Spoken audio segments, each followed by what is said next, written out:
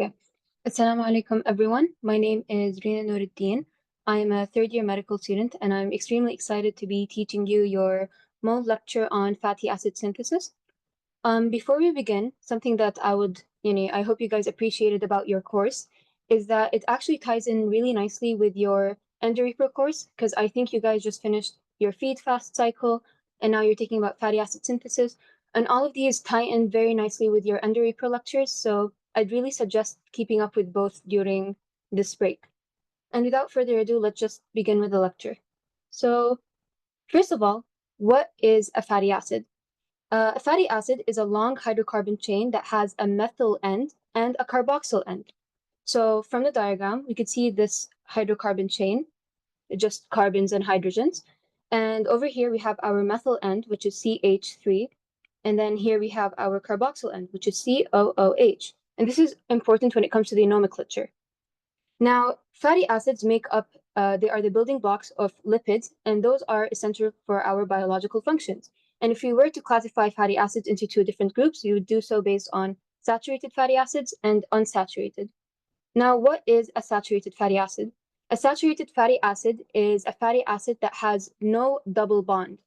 And these fatty acids tend to be solid at room temperature because of the way their molecular structure is. So their molecular structure is actually very tightly bound, and that makes them more solid at room temperature, which means they are more stable, which means they are less likely to undergo a process called oxidation.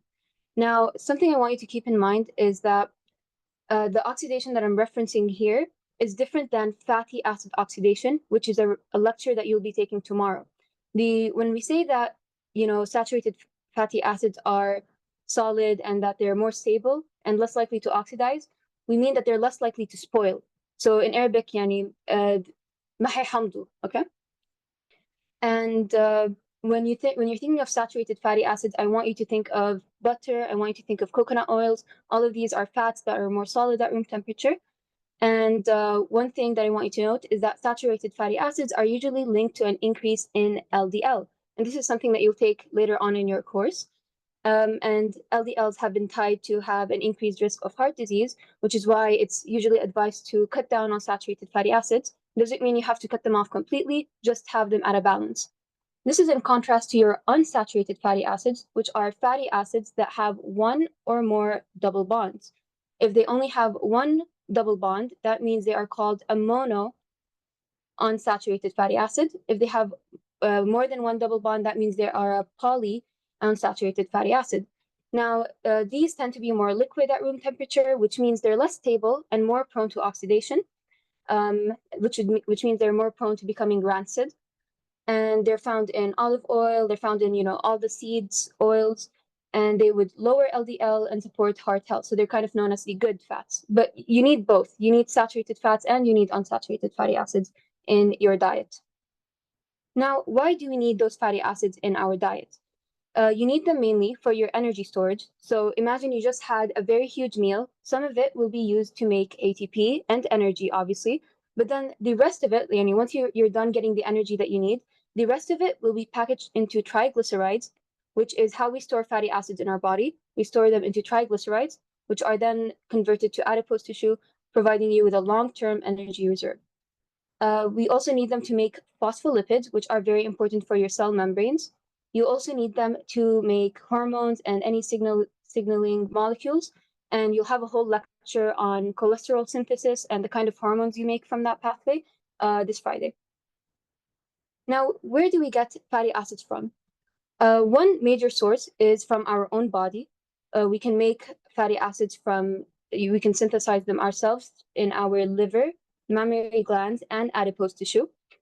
However, there are two types of fatty acids that we cannot make ourselves. This means we have to obtain them from our diet. So that's another source for fatty acids. And finally, when we can also mobilize our adipose tissue through lipolysis to release fatty acids when we need them. So those are the three sources for fatty acids in our life. Now, if you're hearing those terms for the first times, like if you're hearing the term fatty acid and triglyceride for the first time, you might get confused, but they're not really interchangeable. So fatty acid is kind of the building block, And once we're not going to be using these fatty acids for anything, we need to store them somewhere in our body, and that somewhere is the triglyceride. From the name, tri, so you have three fatty acids, and you could see them over here. This is what one fatty acid looks like. So here's 1, 2, and 3. These three fatty acids will bind to a glycerol phosphate, and then you will have a triglyceride, okay? And then they're stored and packaged in our adipose tissues. When it comes to triglycerides, the two main sources of fatty acids will be the diet and de novo. And if you guys remember from GIT, you guys probably took that when you're absorbing fats, you're absorbing them into those little packages called chylomicrons. Otherwise, we're just synthesizing the fatty acids ourselves and then combining them to the glycerol phosphate. Now, the glycerol phosphate has its own entire pathway for synthesis, and you do need to just memorize these steps. Pyruvate, and then you turn that into oxalate. This is the enzyme that's involved, pyruvate carboxylase. Oxalate acetate will be turned into PEP, which is going to be done by this enzyme, PEP carboxykinase. And then PEP will be turned to DHAP. There's multiple enzymes involved in the steps, and you don't need to know them. Just know that PEP is then turned to DHAP. DHAP will be turned into glycerol 3-phosphate using the enzyme glycerol 3-phosphate dehydrogenase. And then finally, this glycerol 3-phosphate plus the three fatty acids, whether it was from your diet or from the fatty acid synthesis, which is what our entire lecture is going to be on, they'll combine together to form triacylglycerol. So that is just, a very brief overview of the lecture. This is just kind of a slide that you have to sit and memorize. Nothing much is being said here. Let's move on to the fatty acid nomenclature. So if you guys have ever noticed, sometimes you write the acid name, and then we have this weird number thing on the side. What does this weird number thing mean? So first of all, let's address the ratio. What does 18 to 1 mean? The first number, 18, refers to the number of carbons in the molecule itself. So oleic acid has 18 carbon molecules, and you can count them from the diagram. Here's 1, 2, 3, 4, 5, 6, 7, 8, 9, 10, 11, 12, 13, 14, 15, 16, 17, 18. There's no carbon here, okay? So that's 18 molecules in total. 1 refers to the number of double bonds that you have, okay? So you only have one double bond, as clearly shown in the diagram. So you're just going to write 18 to 1. If there were multiple, for example, like over here and over here, then that would be 2. Like you just put 18 to 2 or 18 to 3. You might be wondering that, okay, we have a double bond over here. Why are you not counting it? This is because we're only referring to the double bonds between the two carbons. This is a double bond between a carbon and an oxygen. We don't count it, okay? Now, for the other naming system, so this is the ratio. Right now we discussed the ratio. What about this other number right next to it? We have two different systems for that number. It's either the standard notation or you have the omega naming system. The standard notation requires you to start off at the carboxyl end over here, COOH. You're going to start over here and start counting backwards till you reach the first carbon of the double bond. So that's 1, 2, 3, 4, 5, 6, 7, 8, 9. 9. This means that at the ninth carbon away from the carboxyl end, you have a double bond. And you can either write it as 18 to 1, then delta 9, or just 18 to 1 in parentheses 9. That's what the standard notation stands for. And if you had multiple bonds, you would write it this way. So let's say you had at number 9, okay, so this is 9, and then here's 10, 11, 12, okay? Then you would write 9, comma, 12, just like that. It's very simple. However, for the omega naming system, the way you're going to count it is from the opposite end. You'll start from the methyl group, so over here, and you'll count to this side. So 1, 2, 3, 4, 5, 6, 7, 8, 9. This is the ninth carbon as well. So it's just going to be 18 to 1, omega 9. However, this is different from the standard notation because you're only counting the first carbon. So for example, if we had another double bond over here at number 12, you would not include it. You would not do omega 9, comma 12. You would just write the first one. If it was over here, so you're going to write 1, 2, 3, you just write omega 3. That's how the omega naming system works. Okay, now we have a couple of examples. We have a student here. Would you like to go ahead and answer just at least, let's do this one.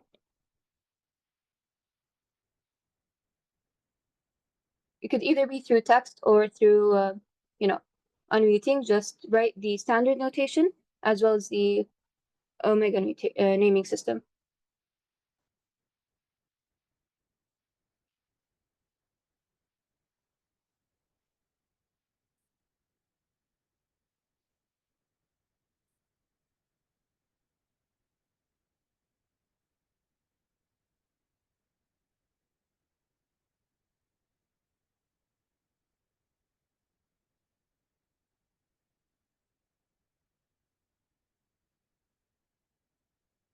Uh, okay, 18 to 3. That's right for the ratio. Thank you. What about the standard notation or the omega notation where you have this or the delta?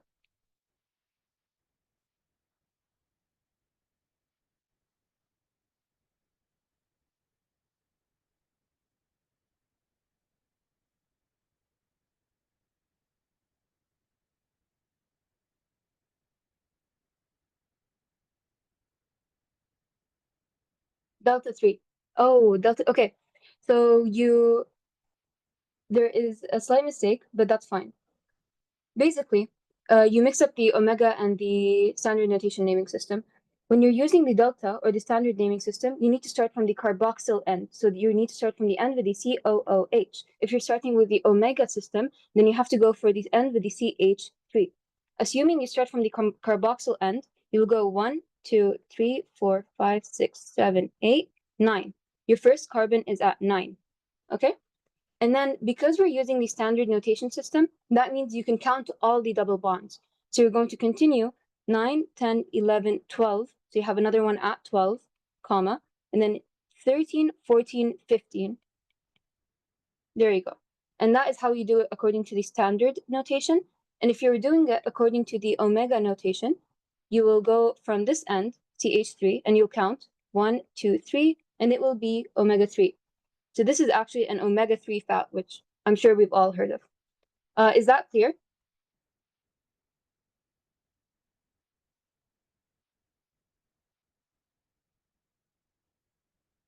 Perfect. Would you like to do another one? We have a couple of other examples. You could go for this one if you'd like. Linoleic acid.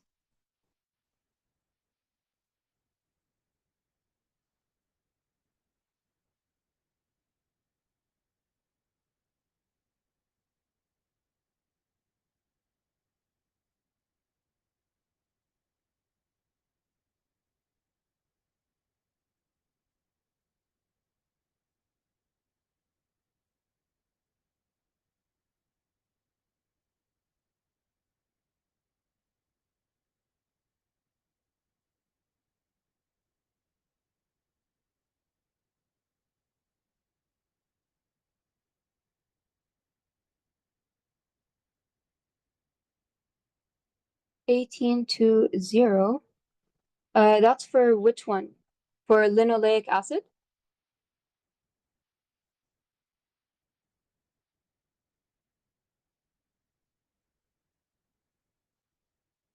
Stearic acid. 1, 2, 3, 4, 5, 6, 7, 8, 9, 10, 11, 12, 13, 14, 15, 16, 18. Yep, you're right. Okay. Stearic acid, that is correct. It's 18 to 0 because you have no double bonds. Therefore, you can't even have an omega notation because it's not an unsaturated fatty acid. And for the sake of time, I'll just keep the other examples. Here are the answers for them. I'm sure you guys can do them at your own time. Perfect.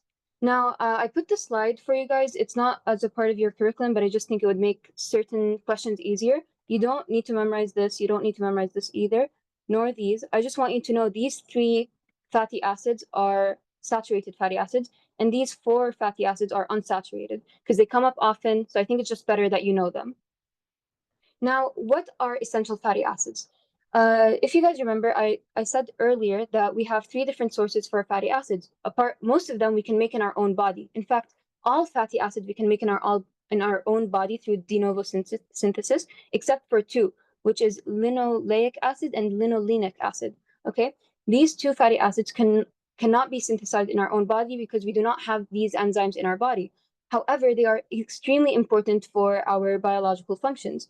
And it's also extremely important to know that linolenic acid is actually called omega 3.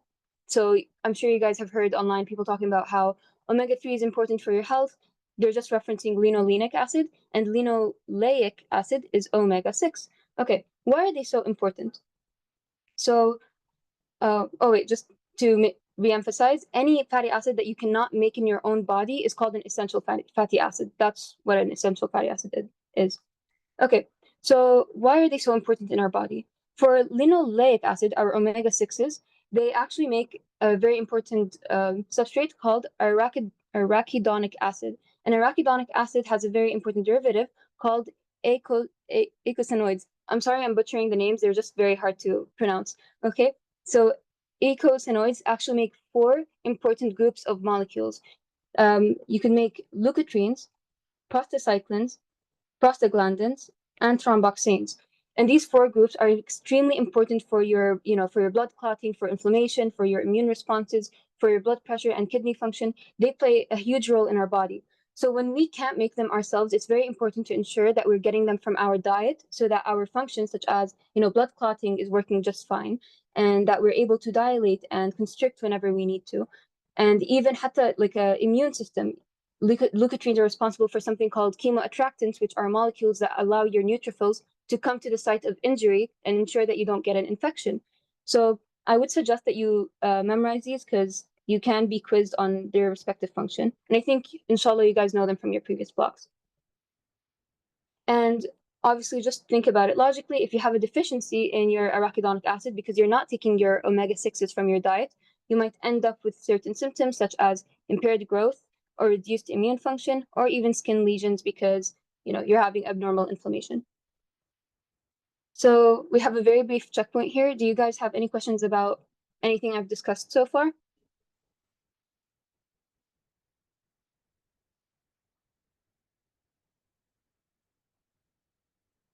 Okay, I'll assume not. We have this upcoming question, if you guys can just answer it in the chat.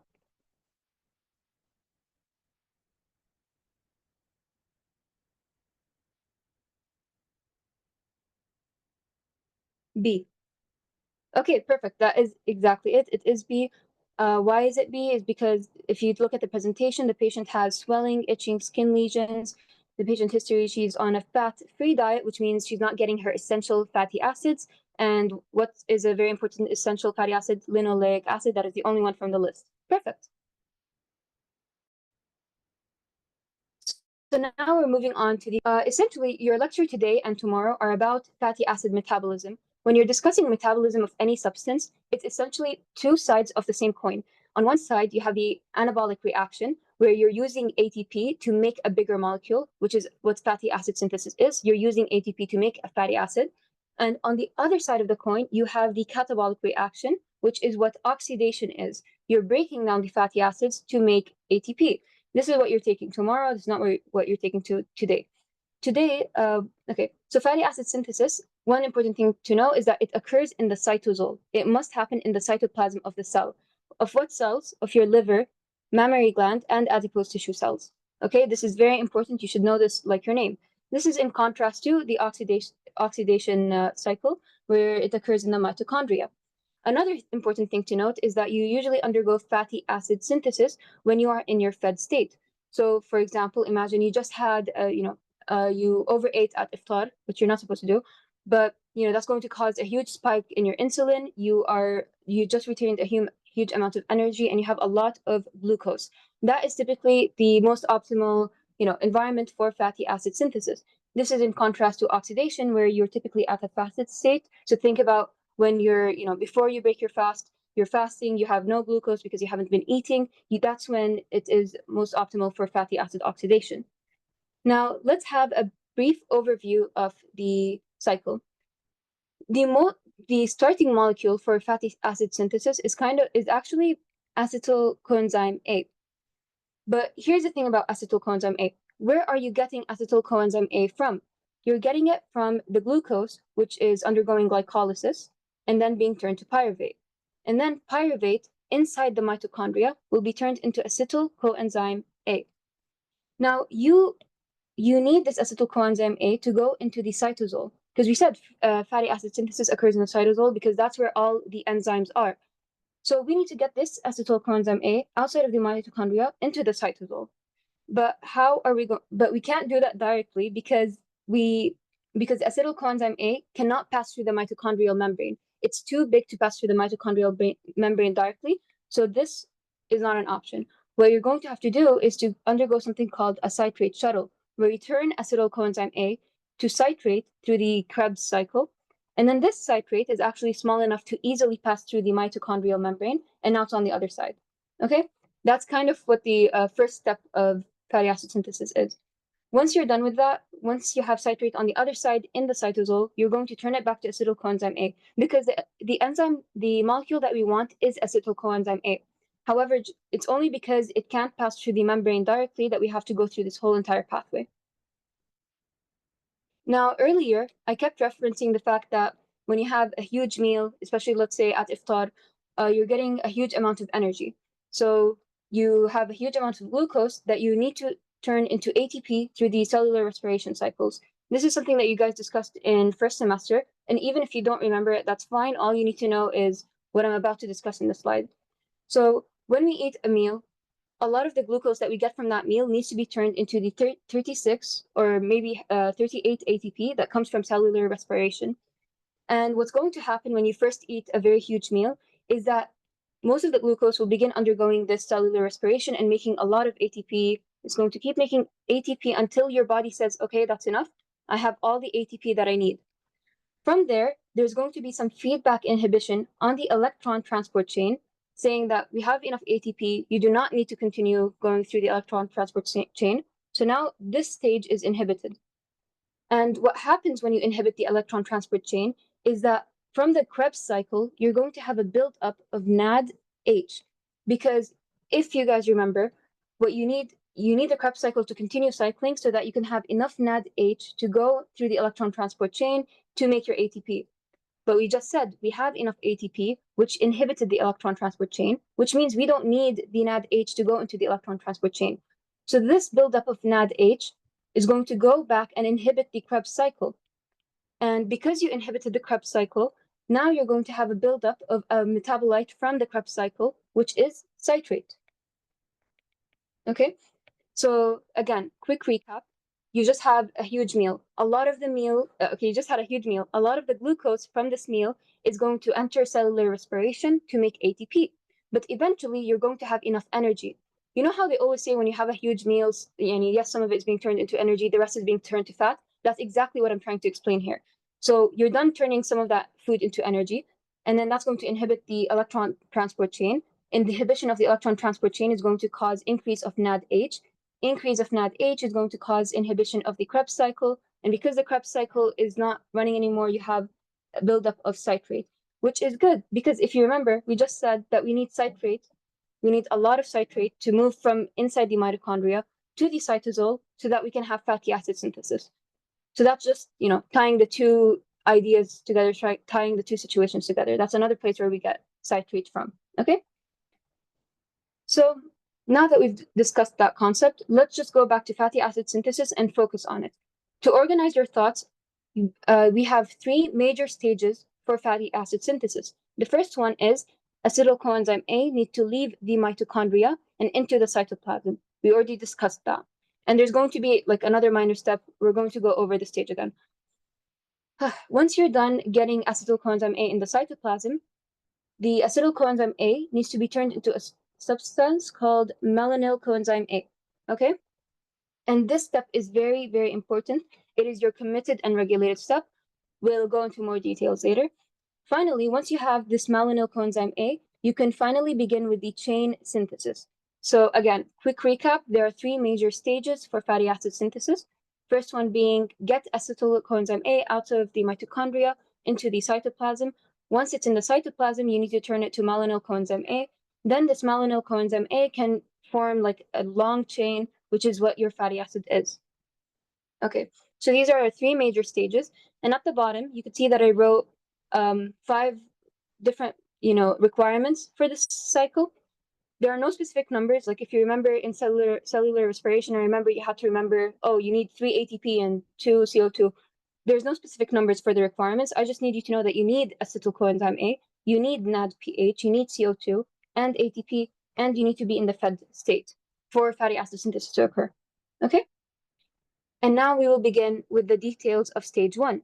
So stage 1, first step, we already discussed. Acetyl coenzyme A is on the inside of the mitochondria. We need to get it outside to the cytosol. You'll take oxaloacetate plus acetyl coenzyme A plus an enzyme called citrate synthase over here, and that's going to make citrate. Citrate is a tiny molecule. It's going to go through the mitochondria. Now you're in the cytosol. That's the first step of stage 1. Second step of stage 1 is that we want to turn this citrate back into acetyl coenzyme A. And you have a different enzyme for that in the cytosol, which is called ATP citrate lyase. And the name explains it very well. ATP means that it requires ATP. This is very important. It's always important to remember what steps require ATP. Citrate lyase means you're just lysing the citrate back into acetyl coenzyme A and oxaloacetate. And now over here, you can see that I said it's stimulated by insulin. This makes sense because imagine you're in your fed state. That means you have a lot of glucose. That means you're obviously secreting a lot of insulin. And because this insulin is going to come and stimulate this specific enzyme so that you're able to convert any leftover glucose into fatty acids. You do not need to memorize the chemical equation over here. Okay. Now, we know that we're going to be taking acetyl coenzyme A to turn it into malonyl coenzyme A. Okay, we know that acetyl coenzyme A is going to go into stage 2 that I discussed earlier, over here. What about the oxaloacetate? What is going to happen to the oxaloacetate here? So the oxaloacetate is actually important to make the NAD pH. Remember how I said that we have 5 requirements for the cycle, and one of the requirements was NAD pH? That is where we're getting our NAD pH from. It's coming from the oxaloacetate. And it's actually a 2-step process. First step is over here. You really don't need to memorize this exact equation, but what I want you to know is that the first step is from this enzyme, malate dehydrogenase, and the second step is the malic enzyme over here. And that's what's causing the NAD pH to be formed. So if they bring you a multiple choice question and they're asking you which enzyme is forming NAD pH, and they bring you both of these, choose this one, okay? And yeah, that's it. NAD pH will act as a source of electrons and hydrogen ions at a later stage. And that's it for stage 1, okay? Now moving on to stage 2, which is again, just very simple. You have acetyl coenzyme A that needs to be turned into malonyl coenzyme A. What's the enzyme that's involved in that? It's something called acetyl coenzyme A carboxylase, ACC. And the reason why step 2 is so important is because it is the committed, regulated, rate-limiting step in fatty acids.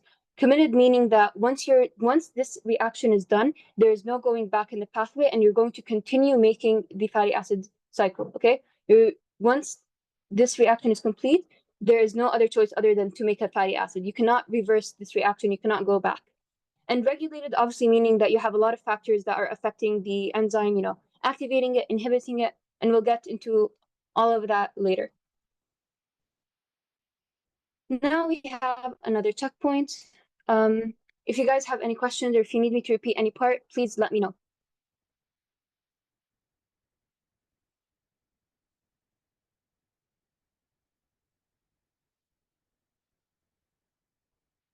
Okay, I'm assuming not. So please answer this question in the chat.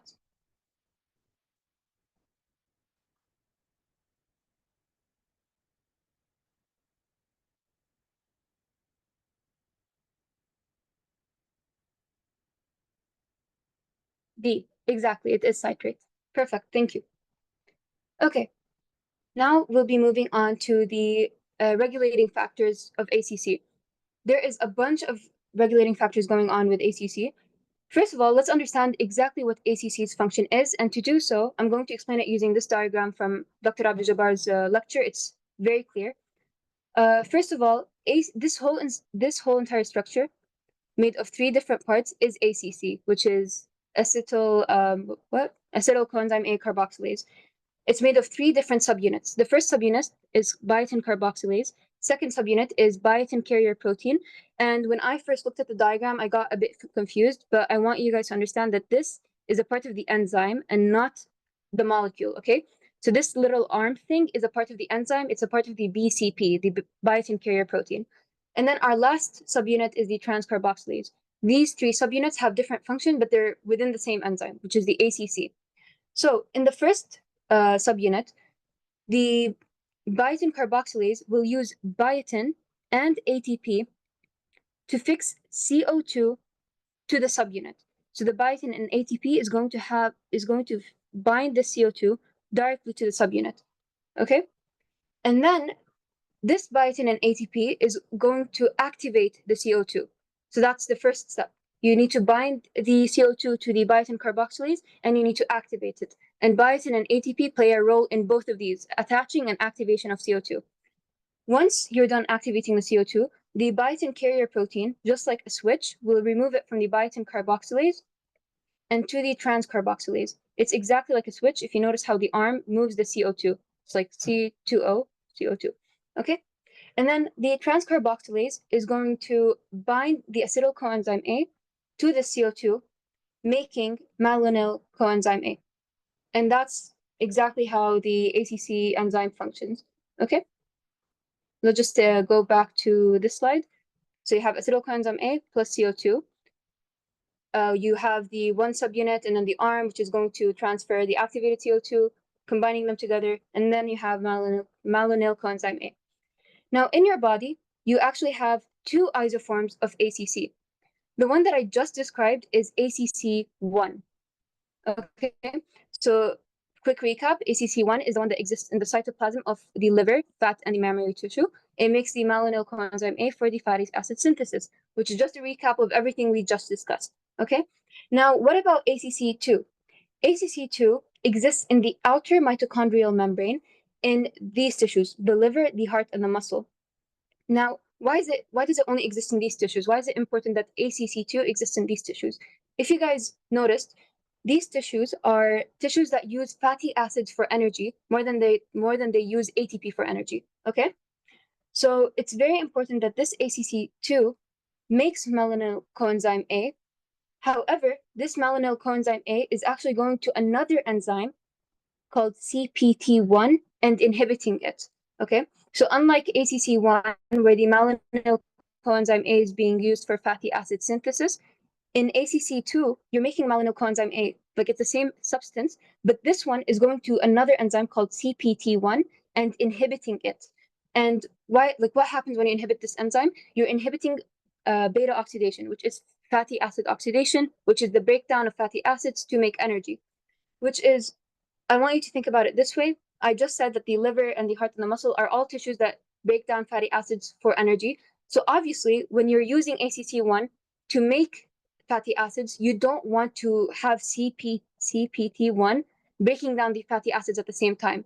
So that's why these tissues also have ACC2 to inhibit this enzyme to prevent you from breaking down the fatty acids at the same time that you're making them. Okay? I feel like this concept can be a bit confusing. Did you guys get that?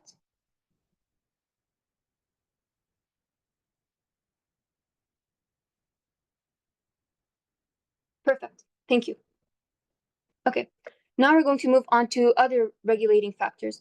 With ACC regulation, we have two different types of regulation, the allosteric regulation and the hormone-dependent regulation.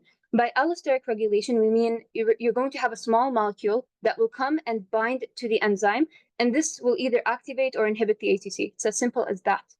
But with the hormone-dependent regulation, what's going to happen is that a hormone like insulin or glucagon is going to go and activate another enzyme, which will either phosphorylate or dephosphorylate the ACC, and that will impact its activity. So let's go through our examples for allosteric regulation. We have three different examples. First one is citrate. Citrate will polymerize the ACC1, which will increase its activity. So citrate is an activator. It will increase in activity. You have a lot of citrate, you will have a lot of fatty acid synthesis. Palmitoyl coenzyme A is actually a long-chain fatty acid. So if you have a lot of long-chain fatty acids, this is going to go back to the ACC and it will inhibit it through feedback inhibition. If your body is telling you, hey, you have too many fatty acids, you don't need to make any more, it's going to inhibit the enzyme. It makes sense. And then finally, glutamate is just, a molecule that will bind to ACC and activate it. So citrate and glutamate are activators, citrate specifically for ACC1, and then palmitoyl is a feedback inhibitor. Please don't confuse glutamate with glucagon, which is going to come up right now. For the hormonal regulation, excuse me. Okay. For the hormonal regulations, you have two states that you need to be aware of: your fed state and your fasted state. In your fed state, you will have, you just had a huge meal, which means you are in your high energy state, which means your body will secrete a lot of insulin and you'd have a lot of citrate ready. The insulin and citrate will go and activate an enzyme called phosphatase. Okay. And the phosphatase, from the name, it will dephosphorylate the ACC. Dephosphorylation of the ACC will actually activate it, increasing its activity and making it in its polymer form, which is the more active form. So long story short, insulin, dephosphorylation, activation of ACC. On the other hand, when you're in your fasted state, you will have high glucagon and epinephrine, and this will activate an AMP activated protein kinase. So it will activate protein kinases. Protein kinases increases CAMP, which will add a phosphate group to the ACC.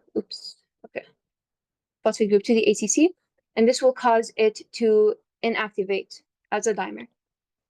So insulin, dephosphorylate, activate, glucagon, phosphorylates, deactivates. That's a very short summary of the slide. Now, what about our long-term regulation for these enzymes?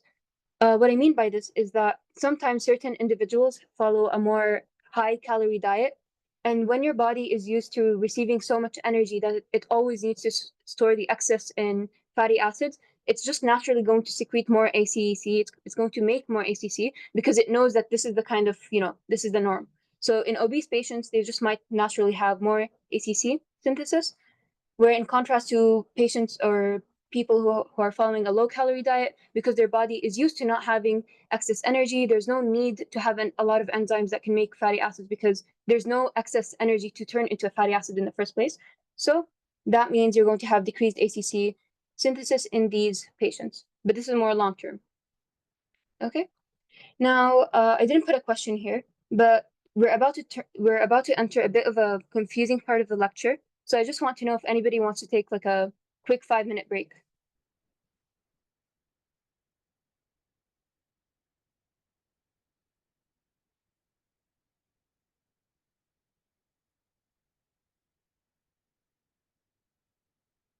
Okay. I didn't get any yeses, so I'll just continue. Now we're entering stage 3. And in this slide specifically, I really need you to focus and visualize with me because it's a bit of an abstract concept. Last time we were talking about these, last time we were talking about these stages over here.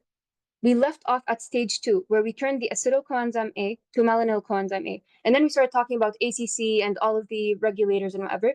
So where are we picking off? We're picking off at the beginning of stage 3, where we're going to make the long carbon chain synthesis. And to give you a quick overview of this, of the stage, essentially you're going to have these 4 steps repeating in a cycle. The malonyl coenzyme A is going to undergo condensation, reduction, dehydration, and reduction again, over and over again, till you reach a substance called palmitate, which is a 16-carbon saturated fatty acid, meaning that there's no double bond. Now, your body can make most fatty acids, but the one that it makes the most common type of fatty acid that your body makes naturally is the palmitate fatty acid. So this fatty acid cycle of condensation, reduction, dehydration, reduction is going to go over and over again until you reach this substance. Once you reach 16 carbons and this substance is going to stop the process, let it go, and then if you need to turn this palmitate into a different fatty acid, it will be sent to the ER, the endoplasmic reticulum, and we'll revisit this concept later. For now, these 4 reactions, condensation, reduction, dehydration, and reduction again, are done by the same enzyme, which is fatty acid synthase, okay? And fatty acid synthase is a very huge enzyme, and it requires NADPH to function at these 2 steps. But we'll get into the details. This is just a quick overview. Now, how do we start this? How do you jump into condensation? For now, for this, I want you to visualize braiding a rope Okay, when you're braiding a rope, you can't pick up the 3 rope pieces and start braiding randomly. No, you need to stabilize the ropes somewhere, like tie them to a pole, tie them to a stick, and then you can begin braiding. The chain elongation works in the same way. You can't start throwing carbon molecules in the cytosol and start having like a very neat organized structure. You need to bind it to a pole. You need to bind it to a stick so that you can build on it and make a very organized chain. The pole in this analogy is something called ACP. Okay, ACP stands for acyl carrier protein. And ACP is going to act as our stabilizer. It's going to hold our molecules while we build this chain. And over here, you could see we have 2 random enzymes written to the side. Essentially, what I'm trying to say is that this enzyme, malonyl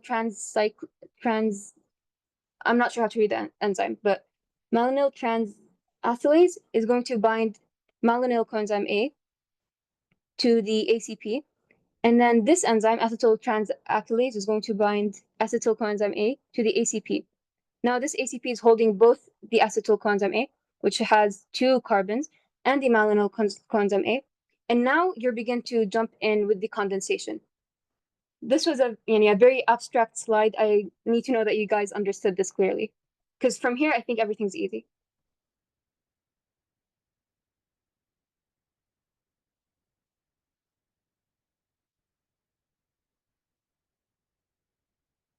Yep, I can repeat it. Okay. Okay, so the last stage, stage number 3, you're basically making a long carbon chain. And this process has to be very organized. It's kind of like braiding a rope. You have 3 pieces of rope and you need to braid them. You can't start braiding them out of nowhere. You need to fix them to something and then start braiding the ropes. And, fatty acid chain elongation works in the same way. Your pole or your stick or whatever it is that's holding your rope is the ACP. It's your acyl carrier protein. And it's going to hold your 2 molecules, which is malonyl coenzyme A, just MCA, and your acetyl coenzyme A. It's going to hold them so that you can, do the condensation, reduction, dehydration, reduction reactions. Because they can't just be floating in the cytosol. They need to have a molecule that's holding them. And what's binding the MCA to the ACP? This enzyme over here. I can't really read it, so. And then what's binding the acetyl coenzyme A to the ACP? It's this enzyme over here, acetyl transacylase. And now you're ready. Once you have the ACP, MCA, ACA complex, this one over here, you're ready to begin with condensation. Does that make sense now?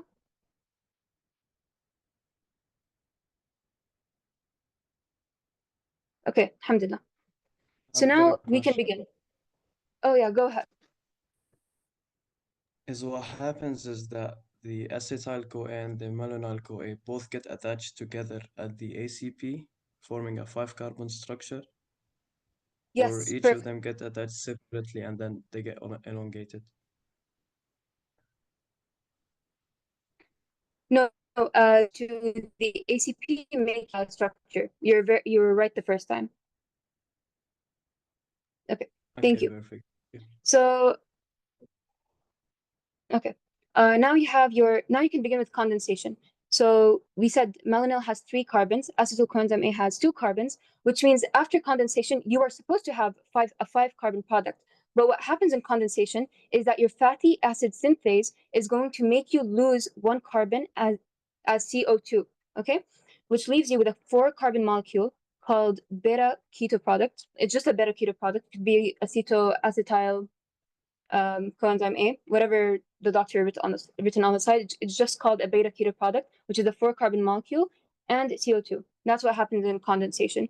You have your ACP attached to the malonyl coenzyme A and the acetyl coenzyme A, and then the fatty acid synthase will kick out a carbon through CO2, and now you have a 4-carbon molecule called a beta keto product. That's all that happens in this stage. The next stage, which is called reduction, your beta keto group will undergo reduction through NADPH. It's going to move an electron from NADPH to the molecule, and that will turn it into an alcohol. Who is running this process again? Who's doing this reaction again? Fatty acid synthase. Nothing more to it here. Now you have your alcohol, and your alcohol is going to undergo dehydration where one water molecule is going to leave it. Again, fatty acid synthase is running the show here. And what this dehydration does is that it's actually going to create a double bond. Okay, so at what stage does the double bond come up? It comes up at the dehydration stage. And what enzyme does it? It's the fatty acid synthase. Okay. And then finally, your last step, which is undergoing reduction again. Once again, NADPH is going to donate an electron, becoming NAD+. And now what's going to happen is that your original double bond is actually going to break again. So you're back to being a saturated fatty acid. You're not becoming unsaturated fatty acid permanently. You just make a double bond in the dehydration stage, and then you break the double bond immediately in the last reduction stage. And you end up with something called butyryl ACP. Point is, you're ending up with a 4-carbon molecule again.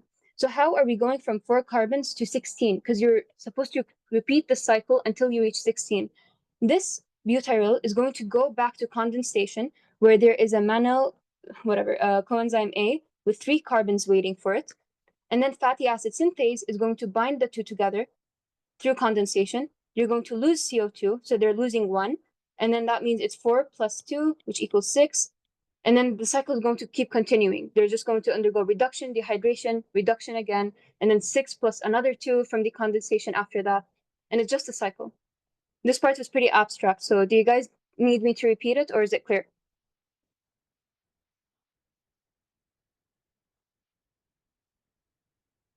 Perfect. Okay. So as I said, the cycle keeps repeating until you reach the 16th carbon palmitate. Then it will detach. It will be set free as palmitate. And if you need to make a different fatty acid, let's say you're trying to make oleic acid, for example, or stearate, which has 18 carbons, you're not going to undergo condensation again. No, you'll send it to the endoplasmic reticulum where elongation will occur. Or if you're trying to make a desaturated fatty acid or unsaturated fatty acid, it will undergo desaturation with the respective enzymes. Nothing specific here. I just want to remind you that you cannot make linoleic and linolenic acid, omega-3 and omega-6. You can never make them. We do not have the enzymes for them. But you can make other unsaturated fatty acids. Okay? The only two that you can't make, it's omega-3 and omega-6. And here is our checkpoint. If you guys have any questions, do let me know. But I think we're clear. So please solve this question.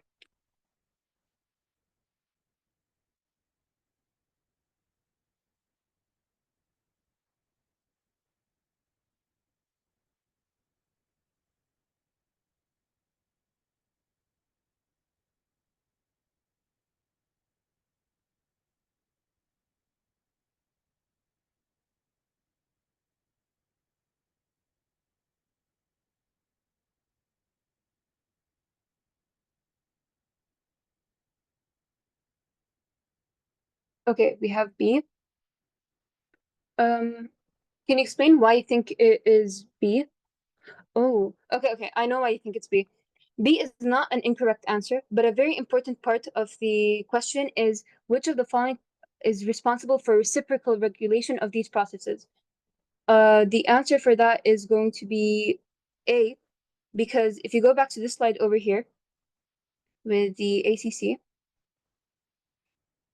these two processes are going to be reciprocal to each other. On one side, you have ACC1, where the malonyl coenzyme A is actually enforcing fatty acid synthesis and it's increasing it. But on the other side, malonyl coenzyme A is inhibiting the reciprocal process because fatty acid synthesis is going in this direction. You're making fatty acids. But fatty acid from energy, let's say here, you're using energy to make fatty acids in this side. And then on that side, you're using you're using fatty acids to make energy. So malonyl on this side is increasing the process towards this direction, towards making fatty acids. But malonyl on this side, the ACC1, is inhibiting the process in that direction. So that's the reciprocal regulation part of the question. Does that make sense?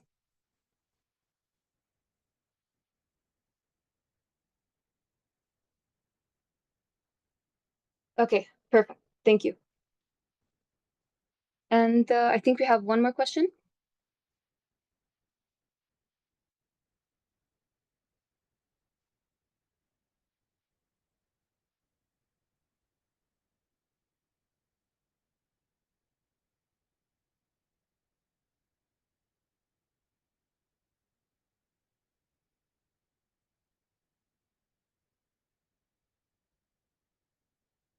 B. Yep, it is B. Perfect. Thank you. And now we're moving on to our last three slides of the lecture. We're going over glycerol synthesis again because I just want to bring it up now that we've done the de novo synthesis of fatty acids. Uh, because remember, we need glycerol 3-phosphate to make the triglycerides. We need glycerol 3-phosphate and we need 3 fatty acids to make the triglycerides for storage. And if the fatty acids were coming from de novo synthesis, if they're coming from our body, then we will do the entire cycle that I just explained. However, I'd like to remind you that if the fatty acids were coming from our diet, we would not need any of the enzymes I discussed. We would not need any of the pathways. You would just get them from the chylomicrons, absorb them through your gut, as you guys remember from GIT, and they will immediately just be taken with the glycerol 3-phosphate to make a triacylglycerol. Now, an important concept in this lecture is diabetes, okay, because of the way insulin impacts the entire pathway. In type 1 diabetes, you actually have no insulin. It's not that your body is making insulin, but you're not receiving it. Your body is just not making insulin properly. And this is going to lead to a decrease in fatty acid synthesis. Why? Because we know that when you're being in your fed state, you have an increased amount of insulin. That increased amount of insulin is going to cause dephosphorylation, and that is going to activate your ACC. And when you have an activated ACC, you can turn acetyl coenzyme A to malonyl coenzyme A, and that's going to go down the fatty acid synthesis pathway. But when you don't have insulin who's helping you drive in that direction, you just have a bunch of acetyl coenzyme A that's building up in the cytosol and going nowhere. Where is it going to go? It's going to go to make ketone bodies. And that's why patients or diabetic patients with type 1 usually have a fruity breath. They have something called diabetic ketoacidosis. Okay? And in diabetes type 2, on the other hand, you do have insulin. It's just that the receptors and the way your body responds to insulin is just not working. And this is going to cause an increased level of free fatty acids in the blood. And that's going to cause metabolic dysregulation. There's no need to go into the details of it right now, but basically, the increased amount of free fatty acids will also further impact the way the insulin is being received in the body. So it'll just make everything worse. So what they did is that the doctors and pharmacists realized that we need to get this free fatty acid outside of the blood. We need to get it back into our adipose tissue so that we can store it and that's not ruining everything. And they developed a drug called glitazones, or TZDs, and these drugs act on this step of the glycerol synthesis cycle. Okay, it acts on PEP carboxykinase, and it's going to increase its activity, meaning that overall it's going to increase the level of glycerol 3-phosphate, and that means you can store all those excess free fatty acids and make triglycerides, and that's how they got the free fatty acids out of the blood, and that's the important clinical part of this slide. And now we can move on to our last final question. It's a bit tricky, but yeah, go ahead.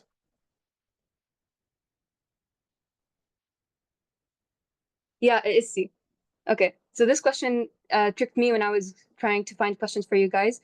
The trick here is that they're saying chylomicron, like you're getting the fatty acid from the chylomicron, which means you won't need acetyl coenzyme A, you won't need citrate, and you won't need that pH. The only thing that you need is the glycerol because the chylomicron is giving you all the free fatty acids.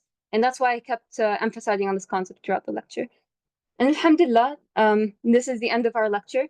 Tomorrow, you're going to take the other half of the coin, which is fatty acid oxidation. So I really suggest that you just attend tomorrow's lecture as well so you can tie everything in together when it's fresh. I know there were some parts that were a bit confusing, so obviously feel free to contact me if you have any question. And I would like to link my notes, but I do want to say that they did change the lecture a bit since when I took it, and I reviewed my notes, and they're kind of not the best, if I'm being honest, for this specific lecture. For the rest of the course, they're fine, but for this specific lecture, just refer to my slides. It's better. And yeah, alhamdulillah, that's it for our lecture today. Do you guys have any questions?